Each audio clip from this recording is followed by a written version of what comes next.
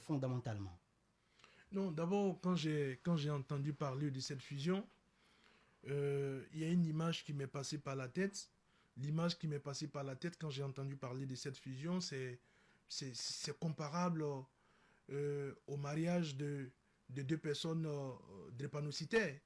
Je ne voudrais pas stigmatiser les malades de la drépanocytose, mais la fusion IP-PAD, c'est comme si c'est deux personnes drépanocytaires qui doivent se marier. Est-ce que c'est pas trop dit, voilà. Non, vous savez, c'est pas recommandé. On a des personnalités à la tête du parti, Joseph Diagbenu, on a Maître Adrien Ogbedi. Bon, lui est dans une politique d'extension, voilà, de son influence dans la région au même plateau. Donc, le partenaire idéal, c'était le PRD. Oui, je disais tout à l'heure que, vous savez, le mariage entre deux drépanocytaires n'est pas souhaité parce que c'est soit deux SS ou deux SC. Ça conduit à ce que vous savez. Donc, c'est pas recommandable. Regardez un peu, Maître Diagbenu aujourd'hui ne rassure que le président Patrice Talon. Maître Diagbenu ne rassure pas le peuple béninois.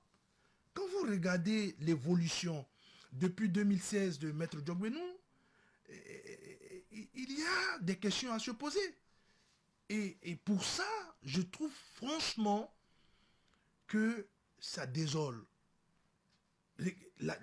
Quand il a quitté la Cour constitutionnelle, le motif qu'il a avancé de sa démission, je me suis pincé pour savoir si je ne rêvais pas. Qu'ils disent que je quitte la Cour constitutionnelle parce que j'estime que j'ai fini ma mission. Quelle était sa mission? Alors qu'ils nous disent ce qui était sa mission. Moi, je n'ai pas compris. Parce que sa mission, c'était quoi? C'était d'écarter l'opposition en 2019. Sa mission, c'était de fabriquer toute pièce le certificat de conformité. Permettez que je finisse un peu mon raisonnement. Donc, ça, franchement, c'est contre la morale. Donc, et je dis, c'est une trahison. Mais Joseph Diagbenu a trahi le peuple béninois. Parce que, vous savez, on ne peut pas se comporter à la tête d'institutions aussi importantes que la Cour constitutionnelle comme un pion qu'on peut déplacer au vent des humeurs.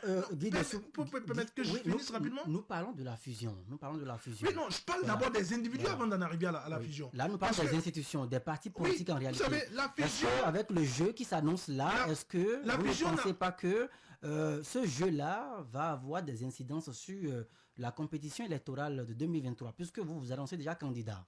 La fusion n'a pas été envisagée.